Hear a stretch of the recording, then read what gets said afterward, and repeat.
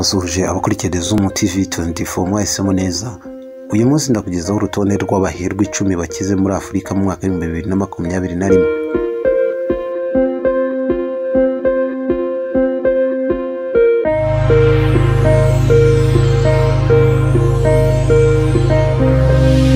Muri Afurika kimwe n'indi migabane itandukanye mu isi hari aho ubukungu bwabo bwazamutse cyangwa se ntibuhungabane mu mwaka wa 2020, mu gihe abandi basigaye bambaye incabari kubera ubukene basigiwe n'ingaruka z'icyorezo cya coronavirus yibasiye imigabane yose y'isi.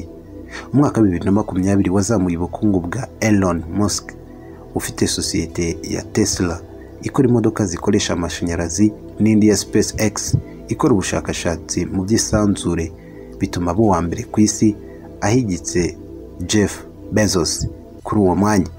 Muri Afurika naho hari abaherwe barushijeho gukungahara babikesha akayabo bakuye mu kwiyongera kw'imigabane yabo mu bigo bitandukanye, cyangwa ugasanga ubutunzi bwabo butarahungabanye cyane bitewe n'imiterere yabwo ndetse n'izindi mpamvu zirimo uburyo isoko ry'imari n'imigabane rya Lagos muri Nigeria ryari rihagaze neza.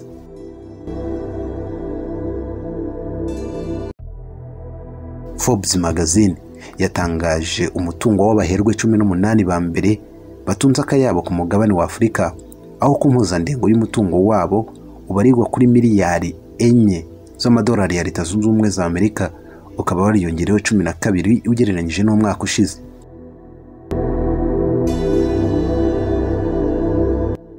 Abaherwe 10 ba mbere baturuka mu bihugu 4 ari byo Afurika y'Epfo ifitemo 4, Nigeria ifitemo 3, Misiri 2 na Algeria 1. Uru rutonde rwashyizweho abatuye muri Afurika cyangwa se bafite imishinga ifite imizi kuri uwo mugabane.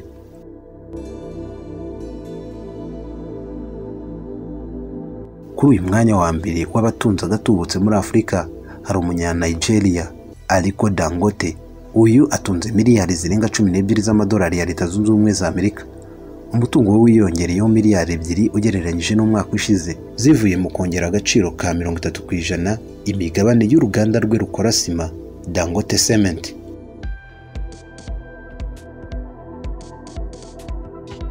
Ku mwanya wa kabiri hari umunyamisiri Nassef Sawiris.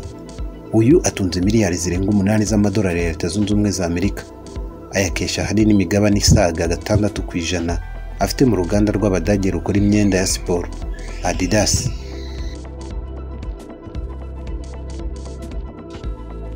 Ku mwanya wa gatatu uriho umunyafurika y'Epfo Nick Oppenheimer ufite miliyari zirenga 7 z'amadolari ya Leta Zunze Ubumwe za Amerika.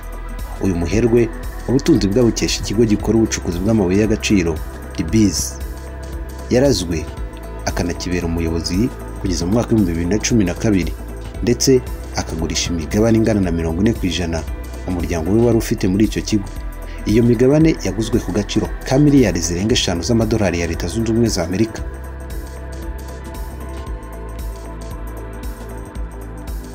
Ku mwanya wa kane hari umunyafurika y'Epfo kandi nanone Johan Rupert. Uyu atunze miliyari zirenga gato 7 z'amadolari ya Leta Zunze Ubumwe za Amerika. Uyu mugabo ubutunzi bwe abukura kuri sosiyete ayoboye igurisha ibicuruzwa bihenze mu Busuwisi. Yashinzwe mu mwaka wa 1998. Isosiyete yatangijwe n'ikigo cy'ishoramari Remigro cyashinzwe na se mu myaka ya 1940, ndetse akaba afite imigabane ya 7% muri icyo kigo, akanagira indi ngana na 25 mu kigo cy'ishoramari cya Renet yatangirije mu Busuwisi mu mwaka wa 2008.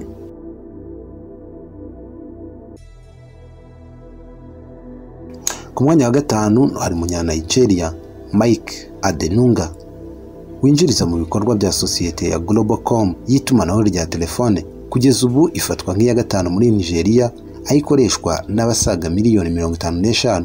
Uyu mugabo atunze miliyari zirenga 6 z'amadolari ya Leta Zunze Ubumwe za Amerika akura muri iyo sosiyete ndetse n'ubucuruzi bw'ibikomoka kuri peteroli.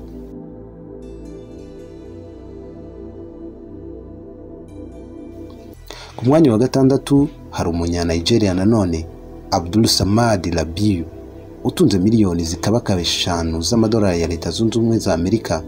Ubutunzi bwe bushingiye ahanini ku bucukuzi bwa sima n'imitungo yarazwe na se. Afite imigabane ingana na 98 n'ibice 5 mu kigo yashinze gikora sima kikanayicuruza muri icyo gihugu. Gifatwa nk'icya kabiri gikomeye mu bikora sima muri icyo gihugu nyuma ya Dangote Cement, icyo cyitwa Boa Cement. Rabiu kandi mu mwaka wa 2020 yatangije ikindi kigo gikora sima kikanayicuruza mu majyaruguru y'icyo gihugu, Abu Cement, ndetse akora n'ibindi birimo gutunganya isukari.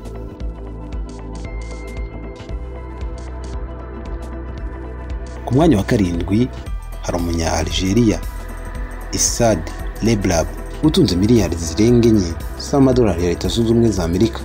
Amafaranga ye bivugwa ko yakura ahanini mu kazi ke nk'umuyobozi w'ikigo gitunganya isukari muri icyo gihugu, Cevital. Cevital ni kimwe mu bigo bikomeye bitunganya isukari ku isi, aho gitunganya toni miliyoni 2 ku mwaka. Icyo kigo kandi gifite sosiyete nyinshi mu Burayi, zirimo ikorera ibikoresho byo mu rugo mu Bufaransa, ikora amabati mu Butaliyani, ndetse n'indi itunganya amazi mu Budage.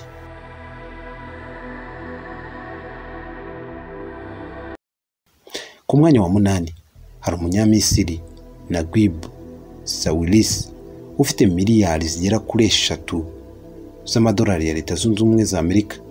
Uyu mugabo avindimwe na Nassef Sawiris uri ku mwanya wa 2 mu baherwe ba Afurika mu mwaka wa 2021, ayakomora mu bikorwa by'ikoranabuhanga. Ubu ni umuyobozi w'ikigo gishora imari mu ikoranabuhanga n'itumanaho Orascom TMT Investments gikorera mu bihugu bitandukanye birimo Butaliyani, Misiri ndetse n'ibindi. Afite imigabane ingana na 88 mu kigo cya Elon News, ndetse akagira hoteli ku kirwa cya Caribbean yitwa Silver Sands imwinjiriza atari make.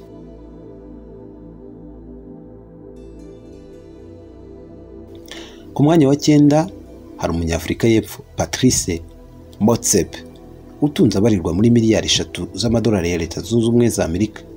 Uyu mugabo yinjiriza mu bucukuzi bw'amabuye y'agaciro, cyane ko ari we muyobozi w'ikigo cya African Rainbow Minerals gikorera iyo mirimo muri Afurika y'Epfo.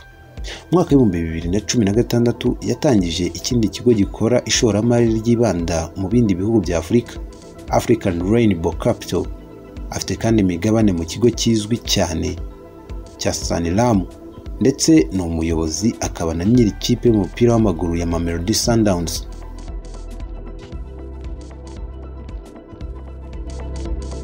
Ku mwanya wa 10 hari umunyafrika y'Epfo nanone Kos Becker.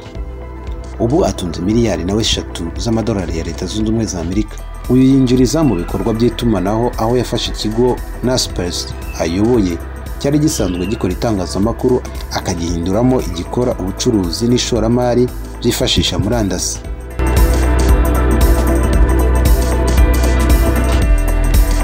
Ngabo abaherwe 10 muri Afurika nzima batunze agatubutse mu mwaka wa 2021. Iyi ni Dezumu TV 24. Niba utarakanda subscribe kandi ukamenyetso k'umutuku kandi to subscribe kugira ngo uzajye ubona n'izindi video zitandukanye utasanga handi. Ntiwibagirwe gukanda niyo nzogera yitiza kugira ngo video zizajye zikugeraho mu buryo bwa notification. Twishimira kubana nawe.